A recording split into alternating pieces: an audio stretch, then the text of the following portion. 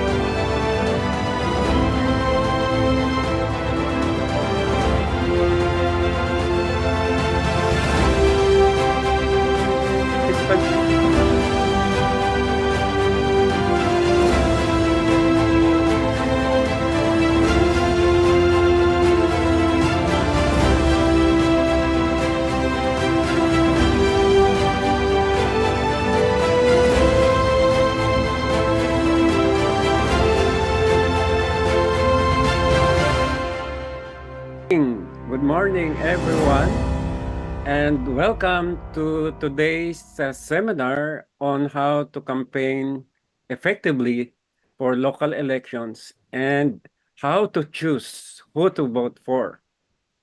We're thrilled to have you all here as we tackle two crucial aspects of our upcoming 2025 local elections. Whether you're a candidate or a voter, this session will provide valuable insight. Saan ako pwede pumesto sa loob?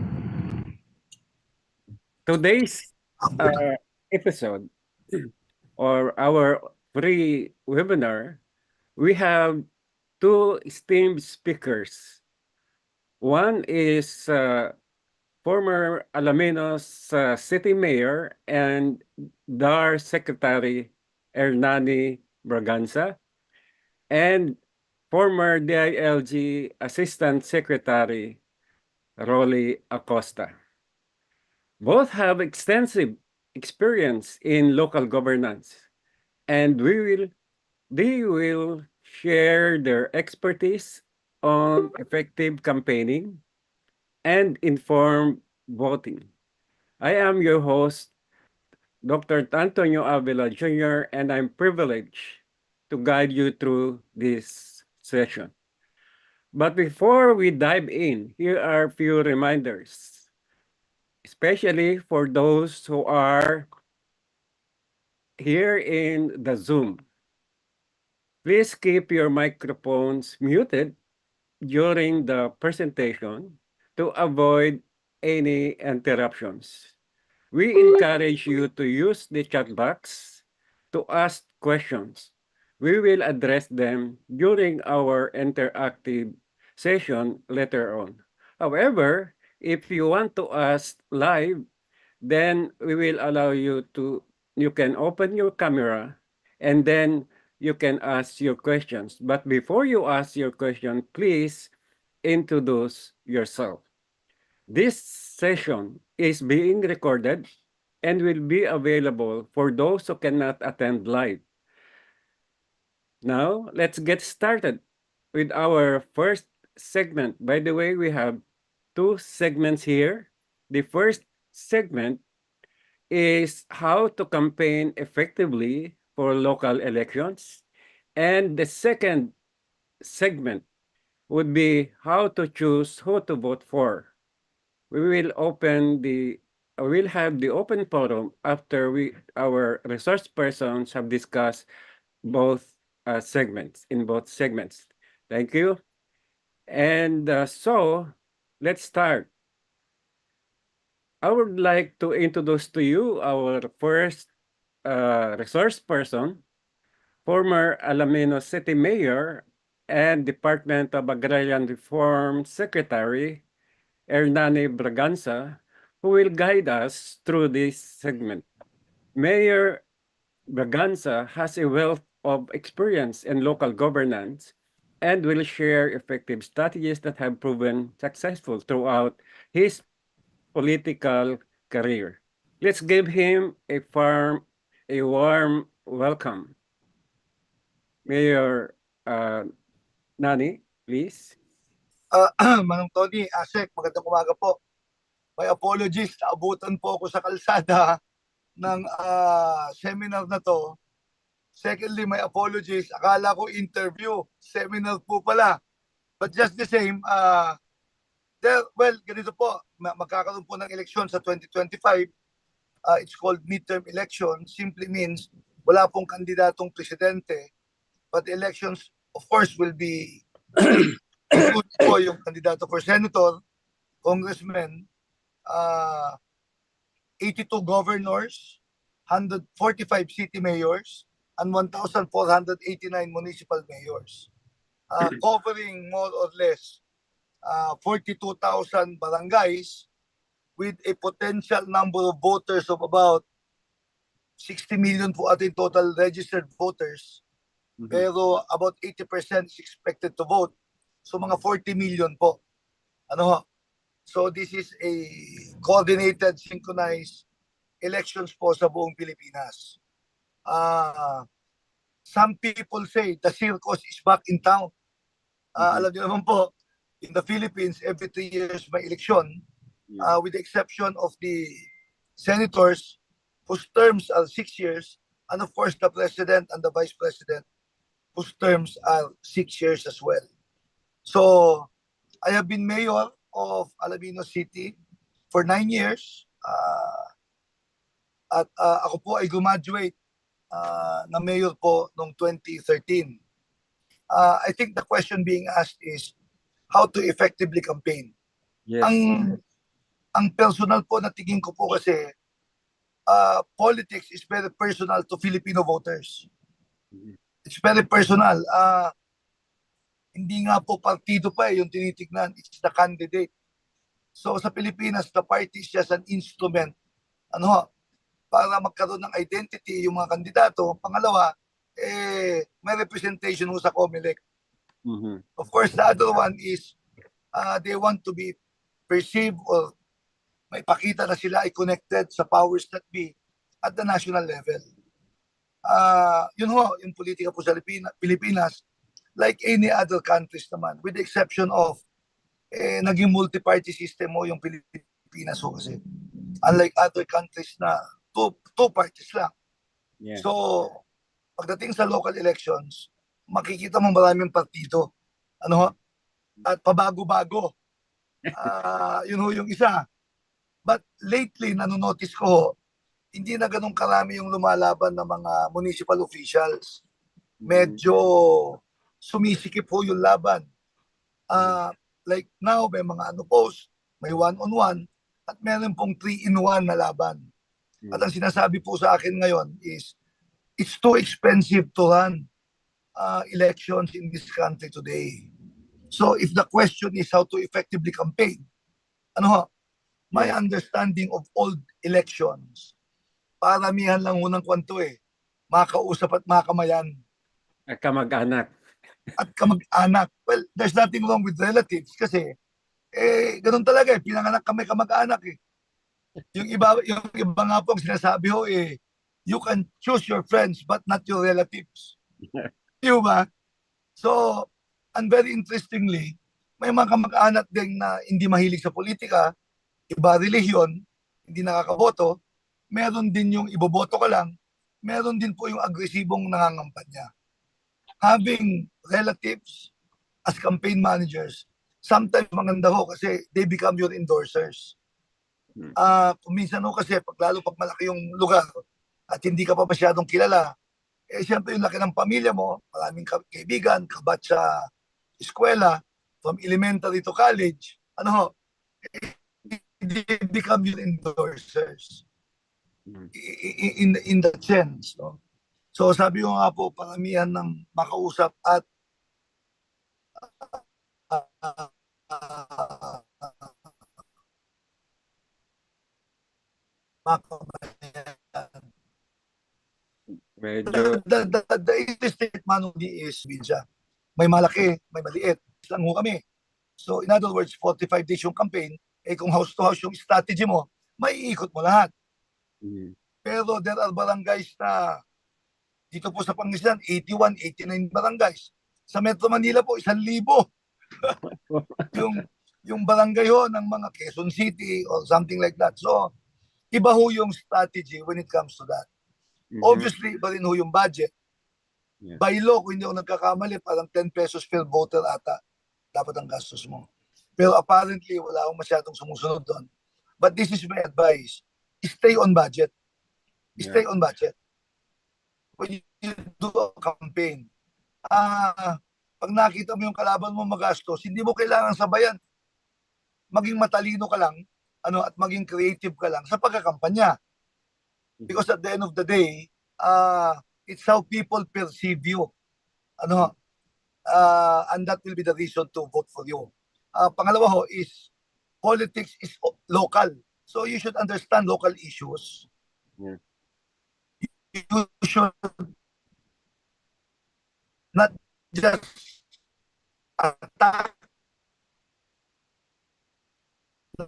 You should, hindi ka lang dapat PDA to promote, defend, attack. You should understand local issues. Give them a solution to problems. Hindi yung iba kasi puro atake lang Mhm. Mm. Maatake lang. Hello, Manong Tony.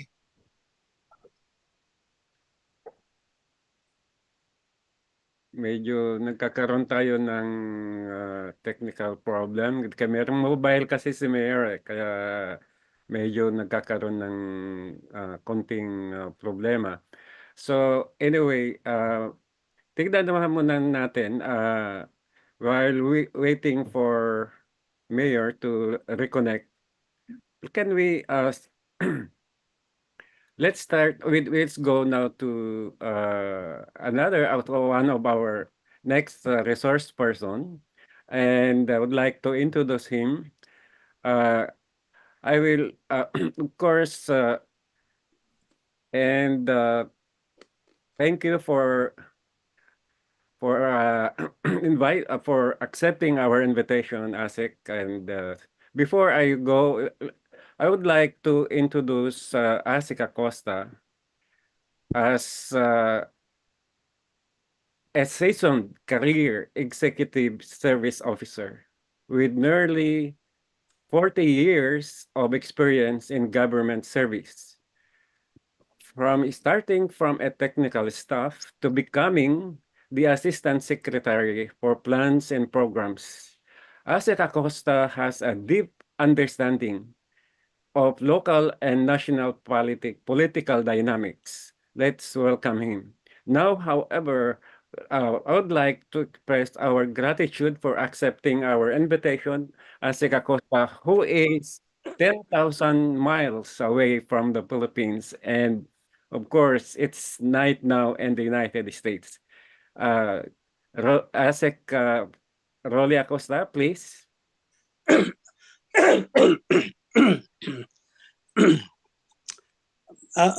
Umaabot ba yung boses ko dyan? Yeah, please. Yeah. From 10,000 miles away. Yeah. Magandang umaga sa inyong lahat. Mhm. I am tempted. Wait, thank you, Tony, for inviting me. I am tempted to offer a lecture, a sermon, a conscientization rolled into one. Yeah. Hindi lang kung paano manalo. Mm. It is time for a flashback. In the election of 2022, there was an astonishingly high number of candidacies for a close to 18,000 local elective posts, from municipal councilor to provincial governor positions. Ang dami talagang may gustong magsilbi sa taong bayan. Looks like it was unprecedented. So many wanted to serve.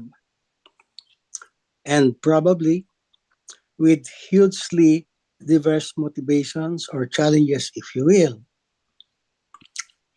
Have you ever wondered what could have been these motivations? Bakit kaya gustong pumasok sa larangan ng politika? Have you also wondered what made some won while others lost?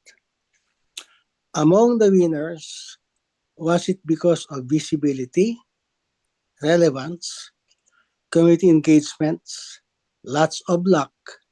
Ano pa kaya? Now comes another election in 2025. Another chance to choose political leaders, presumably to lead in community development for the common good. I have heard this common good thing so many times in the past. While it might have been good in many instances and to many poor folks, it was not probably common. What do you think? Hopefully, election 2025 may not be another political pastime, and given the issues of the day, this election may be for the better this time around. Who knows? But no offense intended. As a review, let me continue by defining politics in its simplest term. Politics, as we all know, refer to activities in governance like implementing development projects, delivering basic and essential services, and the like, and rulemaking to advance the interests of the community. All the acts of those in government, especially of those occupying positions of power, must be guided by the human development and quality of life mandates of the Philippine Constitution. The dominant theme of politics, therefore, is genuine public service. And whoever enters the domain of political life must never forget the cardinal test of general welfare and quality of life for all. I have been a DILG employee for quite some time, and some subjects got me interested in my later years of public service. First, how not to lose in an election. Second, ensuring political engagement beyond the first term. And yes, there was a third one, building the foundation of politics for the common good. Now, the fascinating topics of this October 20 event, how to campaign effectively for local elections and how to choose who to vote for. Hindi ko hahabaan ang aking mga sasabihin, tiyak na mas malawak pang inyong kaalaman at karanasan tungkol sa Philippine elections. Review na lang ito with some chismis. May uncle ako, pero patay na. He was a mayor of 25 long years in our town. Siya ay doctor by profession. Siguro advantage yun. His practice of profession was imbued with public service. Kung walang pambayad sa consultation fee, tumatanggap maski kulay or ito ng manok. Yan ang pambayad ng mga pasyente niya. He always found time to interact or interface with the locals and attend community meetings and some special social events. Itong uncle ko na ito, pag may pasayawan, nandun lagi. Mhm. Laging may daladalang 2x2. Ang tanong ng mga tao, bakit? Kasi daw pa ibang manggulo, papaluin niya.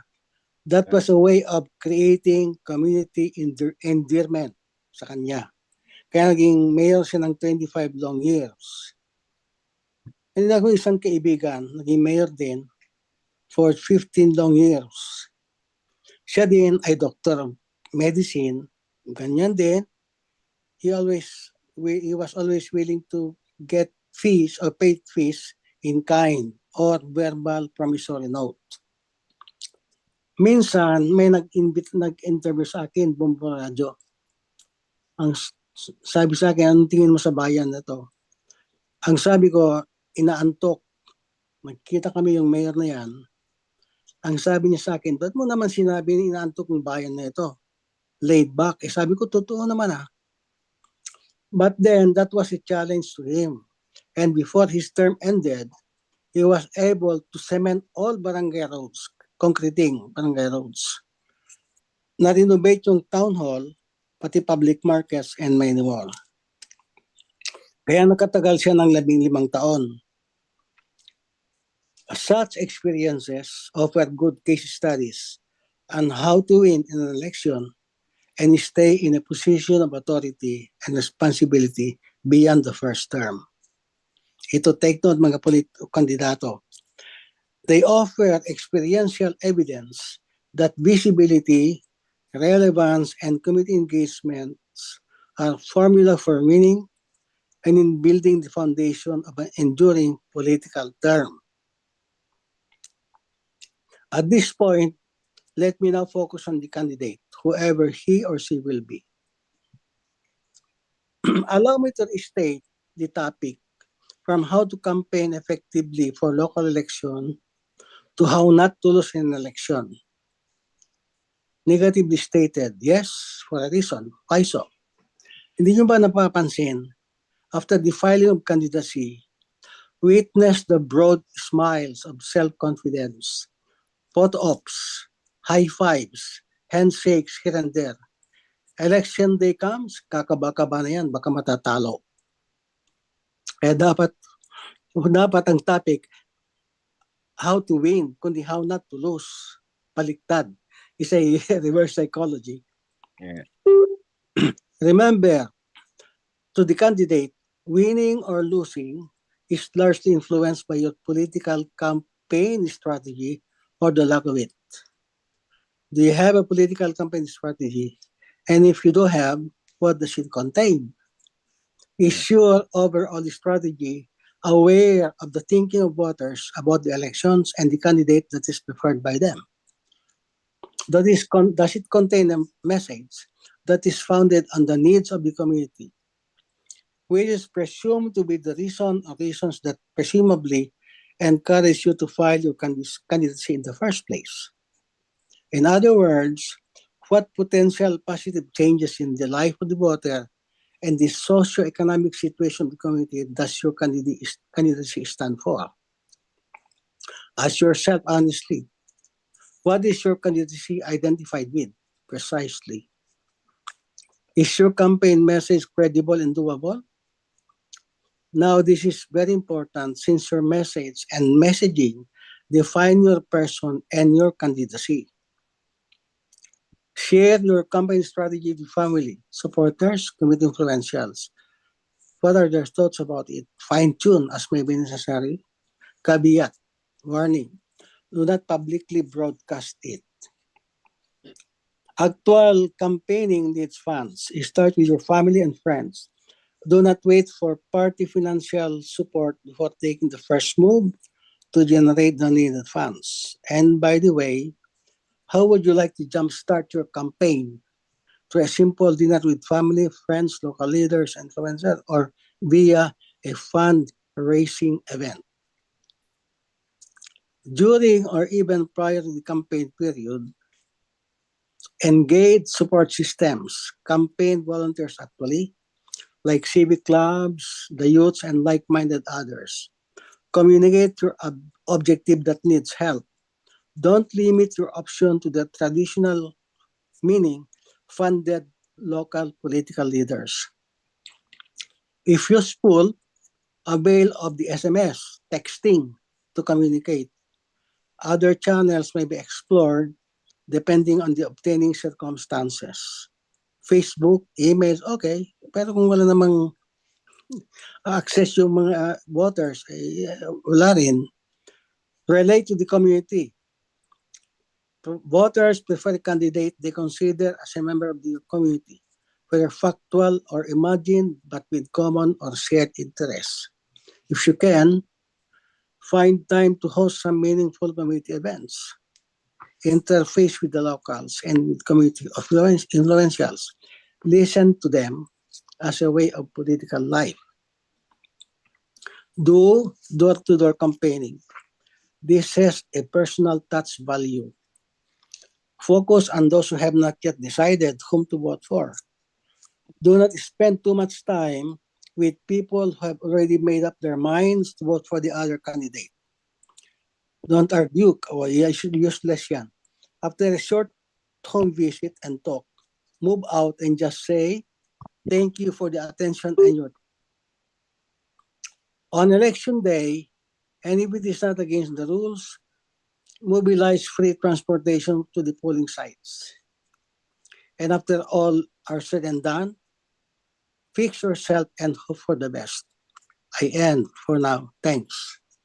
Thank you very much, Asik Costa, for that very insightful tips for, especially for the candidates. Now let's try to get back to Mayor Braganza, Mayor Nani. Medyo nagkaroon lang po ng konting technical problems. So can we now anyway, while waiting for Mayor to reconnect, I'm sorry about this, but medyo may technical problem dahil mobile kasi si Mayor eh. So baka magkaroon ng problem sa signal. So anyway, let's continue with the Asek Acosta. Asek, there is a there is a question here from FB Live. In your experience, what are the most common mistakes candidates make during local elections, and how they can avoid them to ensure a successful campaign. What do you think, Asek? Medyo nakamute ka, Asek. Please unmute you. Yung iba kasi mga politiko, Yeah. sa simula pa lang, bago magkandidato yan, medyo arrogante ang dating. Mhm. So, nakakawalang gana yung ganyan. Mhm. Tapos, may konting kaplastikan. Sa English, hypocrisy. Kunwari kaibigan mo ngayon, nakatalikod ka, pinag-usapan na, pinipintasan na. Mhm. Mhm. O hindi kaya, kunwari, kunwari, may mga tao dyan, na kunwari hindi niya tauhan. Yeah. Yan, mga bahay-bahay yan. Sa Yeah. mga oras ng gabi, ang mga kumpinse, kasama yung pamimigay ng, alam mo na, mga bills. Yeah. Mhm. O hindi kaya, bawal na nga sa batas, Mhm. Mhm. bawal na nga sa batas sa mga kumpanya sa malapit sa presinto, nandun pa rin, hindi pinapansin yan.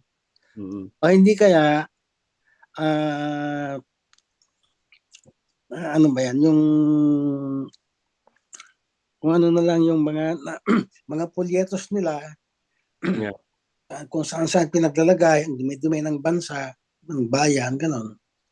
So yan mga iwasan. Mhm.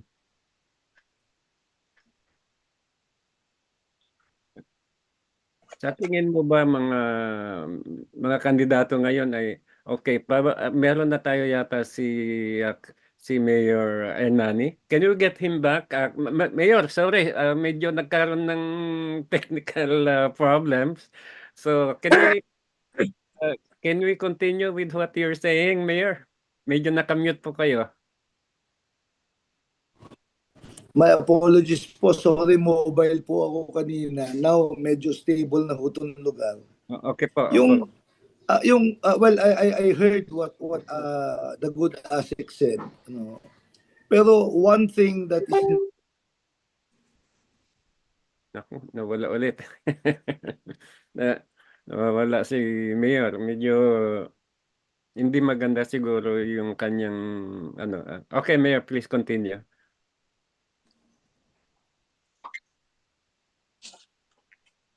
Yeah, okay.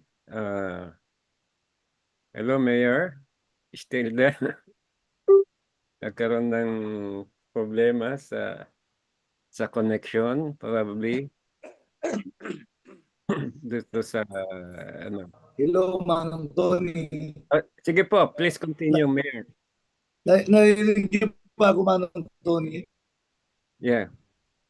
Medyo choppy lang, pero please continue.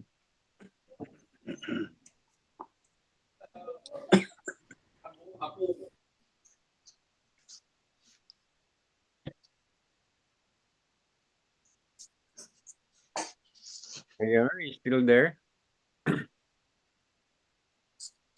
Uh, kahit na audio na lang po, Mayor. Okay, let's get back to Mayor later on again.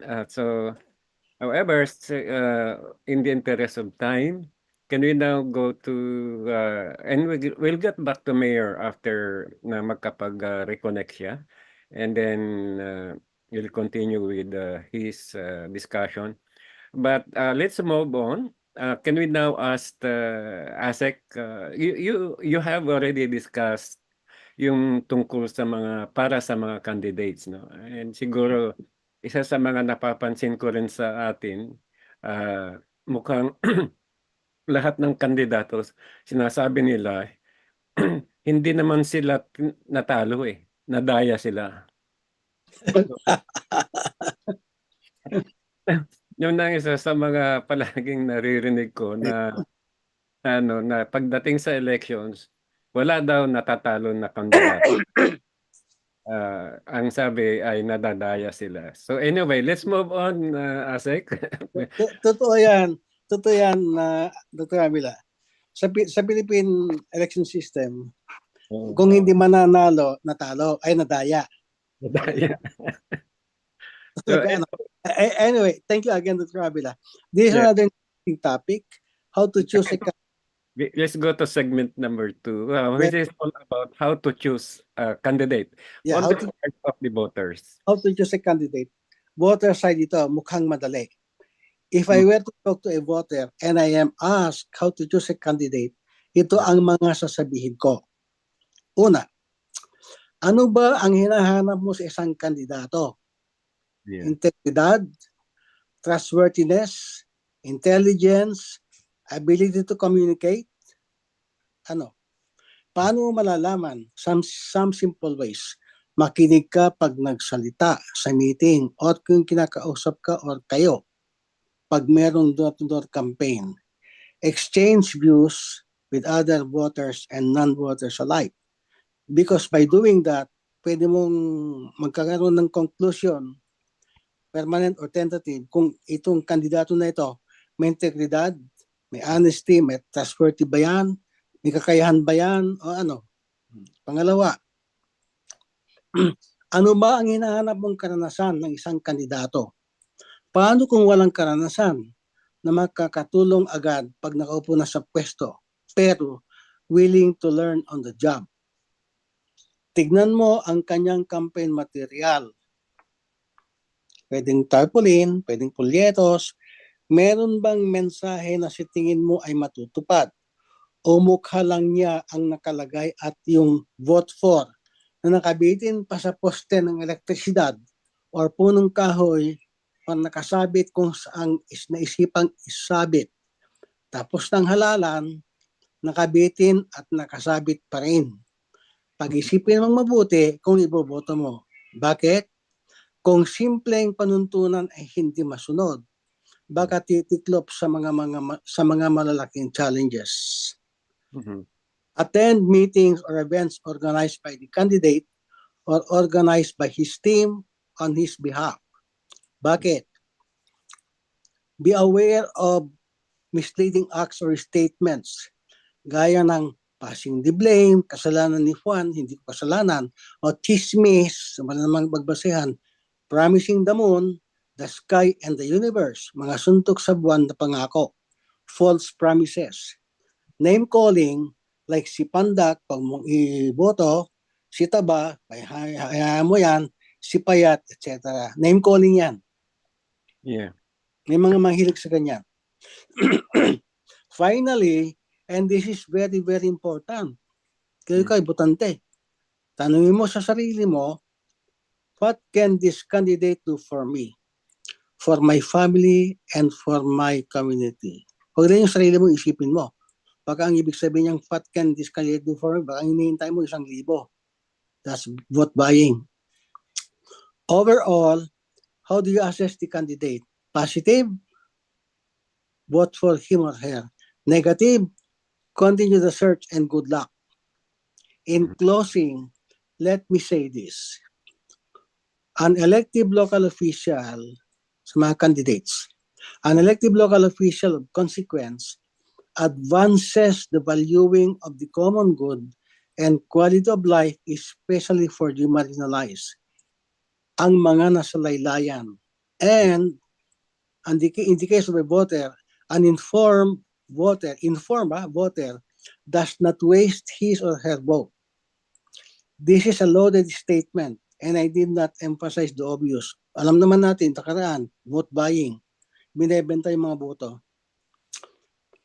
An informed voter does not waste his or her vote because such vote is essential in the building of a community bridge to a better tomorrow. Tulay na patungo sa mas maunlad na kinabukasan para sa iyo at sa mga mahal mo sa buhay. Yan lang kasimple ang may advice ko sa mga botante. Thank you for this opportunity to share and have a good day. Thank you very much, Asek Costa. These are very helpful tips on how to choose the appropriate or yung tamang kandidato, no? At kung sino yung ating ibubuto sa darating na halalan for 2025.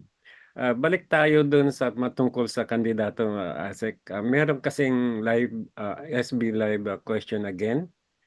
The question is, how important is it for candidates to engage with digital platforms and social media? Are there specific strategies you recommend to connect with voters online effectively? Nabanggit mo yata yung tungkol sa mga SMS at text messaging kanina, Asek, no? Mm-mm. Yeah, wait. Well, um, digital tools are equipment for social networking. Yeah. Maganda naman yan dahil one can communicate easily and could be easily understood. For example, texting. Pwede yan. Pwede mo nang sagutin ng via text. So mas marami pa yung nakaka-communicate mo if you do that. Pag email naman, okay din. Dahil you can explain your position on certain issue. And the receiver of your email can also rebut what you're saying. Kaya lang yung ganyan mga sophistications, kaya ng Twitter, mga ano ba yun, yung LinkedIn, yung Facebook, yung YouTube, uh, by and large, hindi pa matured, hindi pa tayo masyadong sophisticated sa kanyan. Sa mga urban communities, probably yes, but Yeah. not in many parts of the country. But as to value, yes, it is easy to communicate, to explain one's position, and to rebut the position of somebody else. Pwede yung ganyan. And you can even mobilize other people towards your opinion kung yung opinion mo credible. Mhm. So may value, may disadvantage. Yan din yan. So in other words, Asek, yung use of digital platforms ay depende kung nasaan ka, no? Kung kung nasa urban areas ka sa mga cities, probably you can make use of all types of digital platforms, no? Mga Facebook, Twitter or X now, and kahit na yung TikTok, no? Pwede Yeah, that is correct. But you know that there is also a danger there because one can easily damage a reputation using that. Yeah. Yung level of accountability kasi mababa. Mhm. Yeah. Liban lang kung talagang ano ba yung may batas tayo tungkol diyan na Mhm.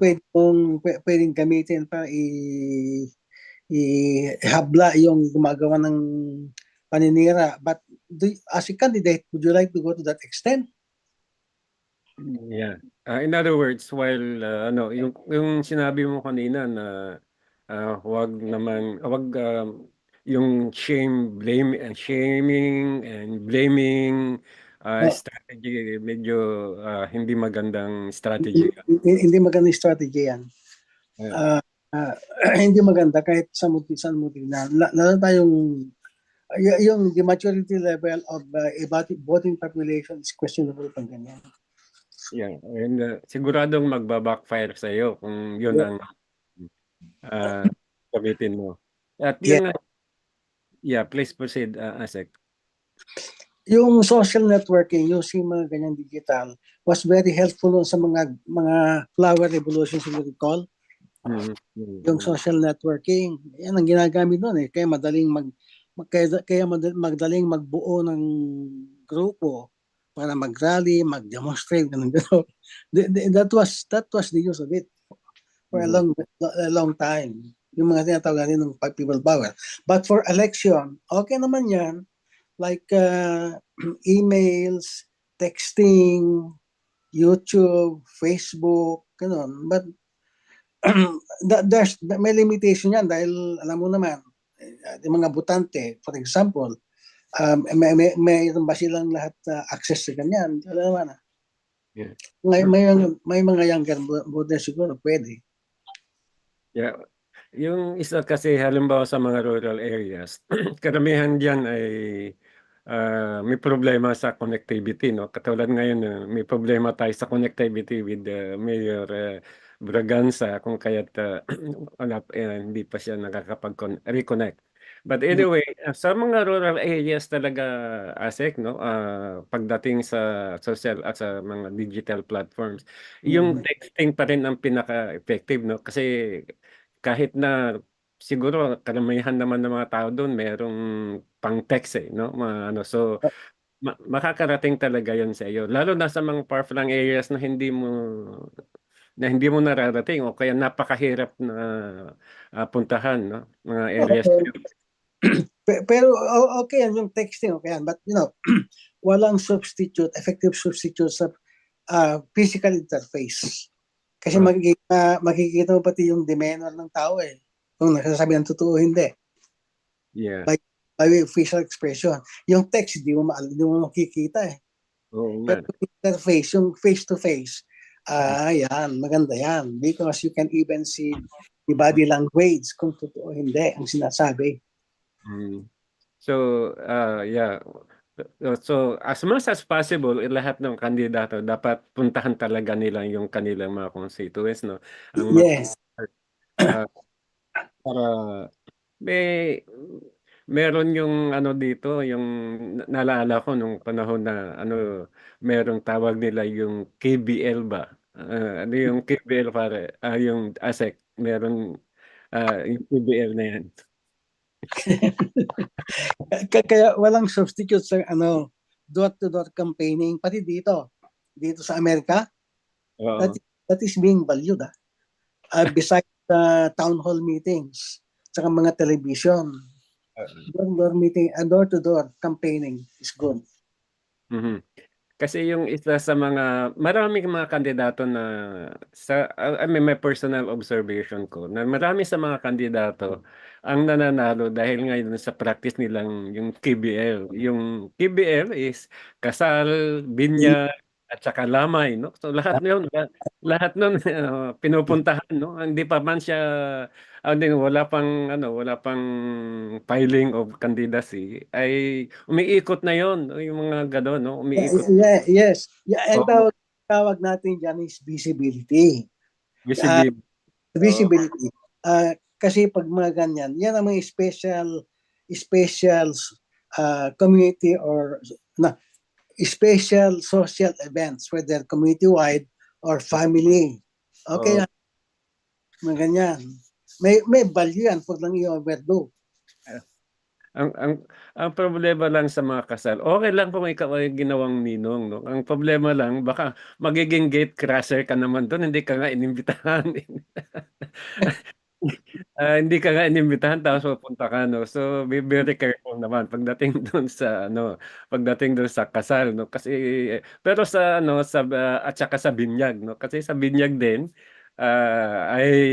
siyempre kung kailang imbitado ka rin, no? Dapat or you can ask your staff o kasama na you will be invited, no? Then you don't invite yourself dito sa mga ganyang Pero pagdating sa lamay, I think I mean, okay lang yun na pupunta ka na kahit hindi ka kasi these are all the time. Itong mga occasion na to ay lahat yan titipon-tipon mga kamag-anak, mga kaibigan, etc. So ang dami mong makakasalimuhan ng mga tao dito pagdating sa mga ganong tatlong okasyon, no? So yun, magagandang experience din siguro sa mga kandidato yun na talagang may balak talang kumandidato na umiikot na bago ang parating ang elections. So Alam mo ang tawag ng mga may plano sa ganyan? yeah. Ang tawag nila community organizing. Community organizing, yeah. Maalaala ko noon in the past. May kilala ko noon So nagkukwentuhan kami. Sabi niya sa akin, ano bang plano mo sa buhay? ILD, ganyan ka na lang ba? Sabi ko, ganyan ako magtatapos. Alam mo ang sabi sa akin, Dr. Abila? Yes po. I know you are a technocrat, pero I am a community organizer. Yan, sinasabi ko, KBL. What happened? Nanalo siya ng congressman sa hindi niya bayan. Kasi may sa community organizing eh. Hindi lang minsan, pangalawa, pangatlo. Okay. Kasi magaling sa community organizing. Yung ang tawag mo, KBL. Yeah. Kanina nababanggit ni Mayor yung kung magkano yung pukunti na lang yung mga nagkakandidato ngayon dahil napaka-expensive, no? Yung ngayon ang although merong limit yan according to the law, no, sa ni-impose ng COMELEC. Pero ang tanong dito, may isang tanong again dito sa FB Live, ASEC, is given the limited resources many candidates face, what are some cost-effective ways to build and mobilize grassroots movement in local elections? No? Parang ito rin yung napag-uusapan natin kanina. Do you have some additional points for this, ASEC? Yeah. Di ba nabanggit ko, mobilize support systems. Ito yung volunteers. Volunteer. Madali yung volunteers if they share the same vision as you as a candidate. Yeah. If they believe in your vision, if they believe in what you're fighting for, madali lang yon. Madaling mag-organize ng volunteers na Yeah. walang gastos. But I don't have the proof to back that up.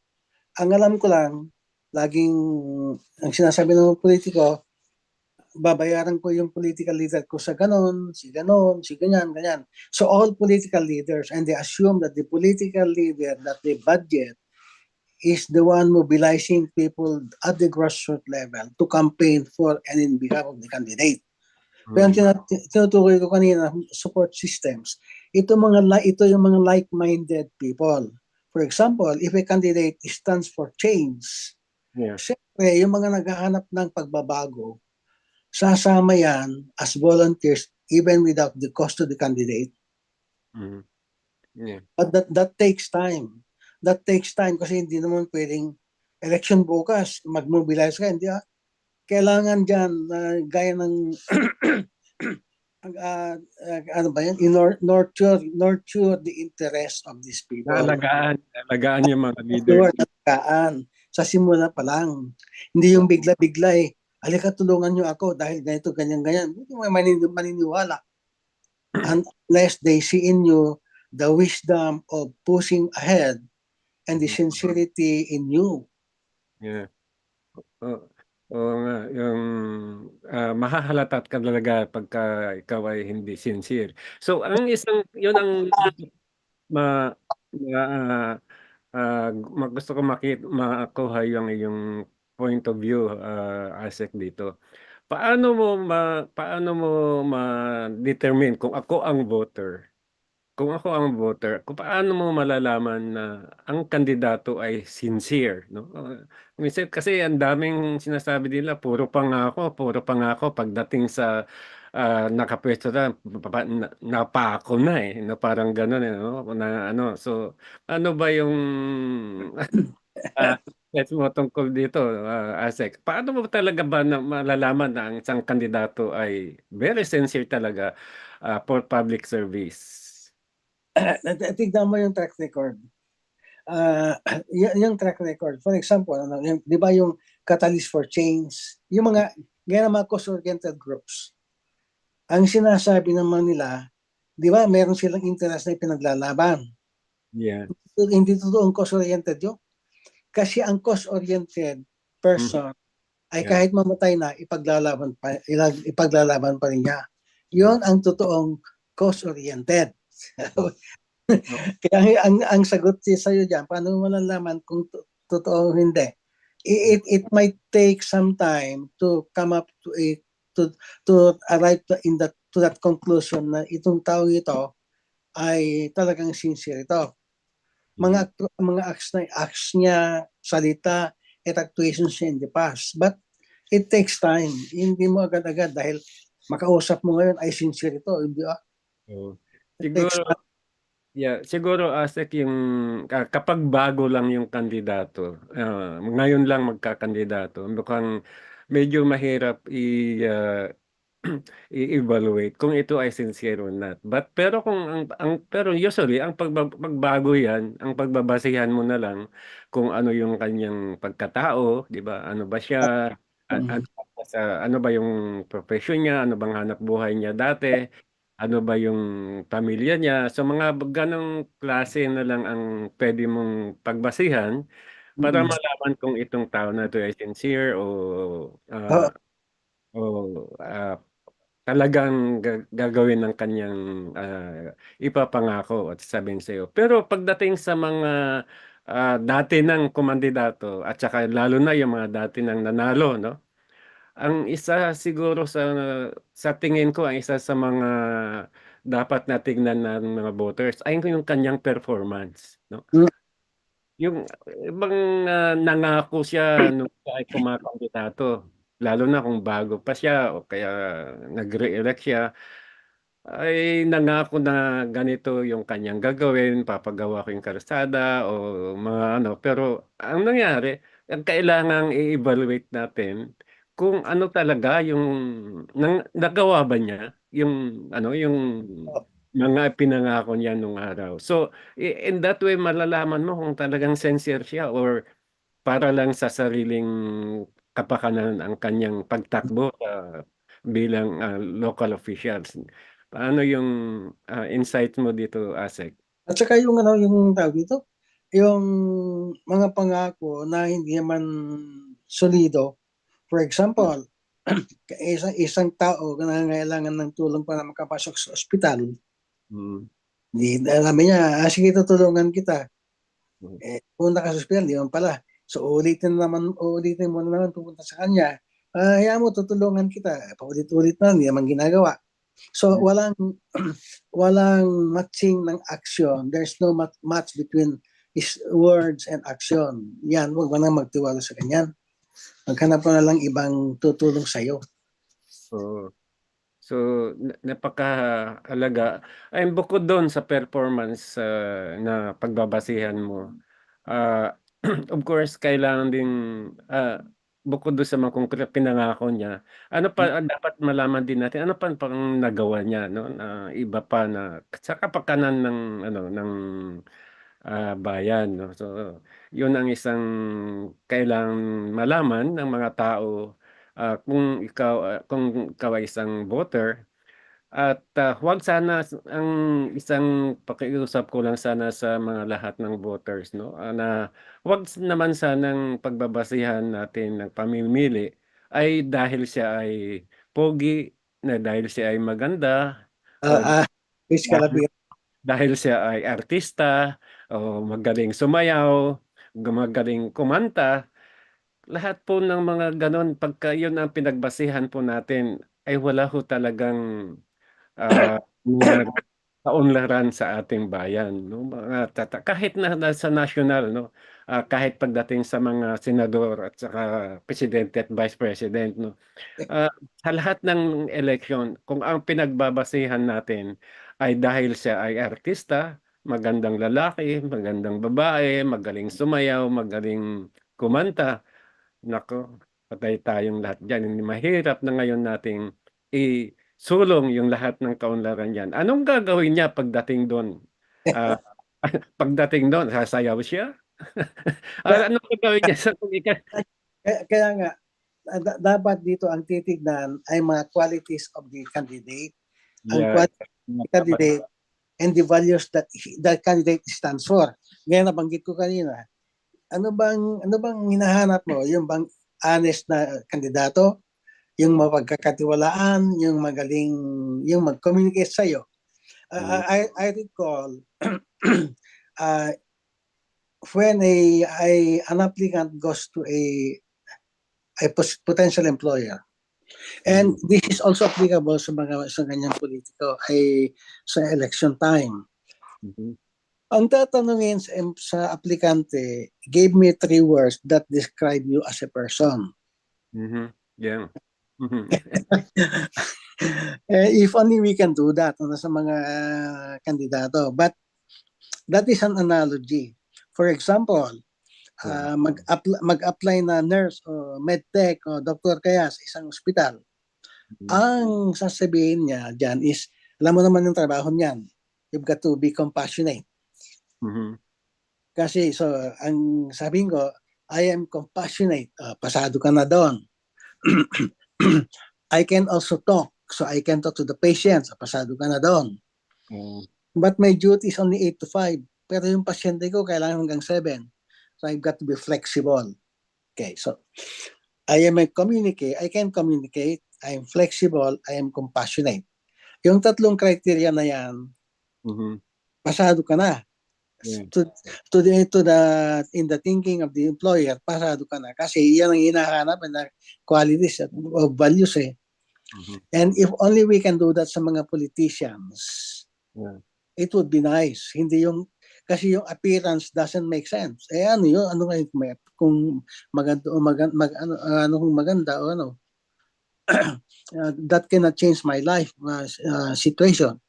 Dapat dito yung ang hanapin sa kandidato yung may integridad. Honest ba yan?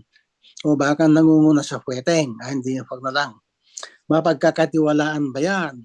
Yung mga ganyan. Baka naman ubusin yung pera ng bayan. May patong dito, may patong doon. Oo nga. Panay ang party dito, party doon. Oo. Hindi kaya, can I talk to him? Ayan. Can he communicate to us? Baka naman, punta ka sa office niya, laging absent kahit nandun. Yan ang mga hahanapin dapat ng mga botante. Integridad, trustworthiness, able to communicate, honesty, ano-ano pa. Yung mga qualities. So yung botante dapat, hanapin niya ano ba yung qualities ng isang kandidato na hinahanap niya. Liban sa appearance. Yes. Okay, napakaganda, Asek, yung ating conversation tungkol sa local elections. I was hoping na sana makapag-reconnect si Mayor Anito. Yeah. Kaya lang mukhang nagkaroon na totally ng problema and we ran out of time. So we have to wrap up now our webinar for today. And I would like to thank Asek Acosta, of course, Mayor Braganza, and especially for former DILG Assistant Secretary Rolly Acosta. In the talk of ASEC, he reflects on his extensive experience in local governance, emphasizing the importance of the 2025 elections to elect leaders committed to the common good.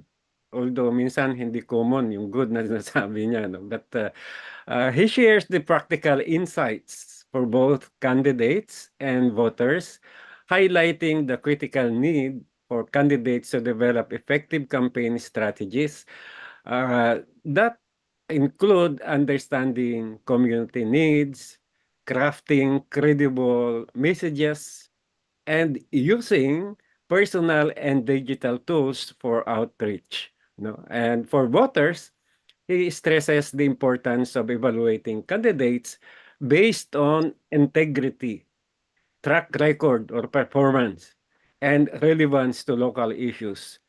Asaka Costa's insights provide valuable guidance to enhance campaign strategies and inform decision making into the upcoming elections. He also advises voters to evaluate candidates properly. He emphasizes the need for the candidate to be trustworthy, intelligent, and has communication skills na pwede nating i-observe that the voters can observe sa mga the speeches and gather insights and speeches ng candidates and also to gather insights from fellow voters. No? He emphasizes the need to scrutinize candidates' experience and the relevance of their backgrounds. Voters should not critically assess campaign materials, no? Hindi dahil maganda yung kanyang campaign material, boboto na natin.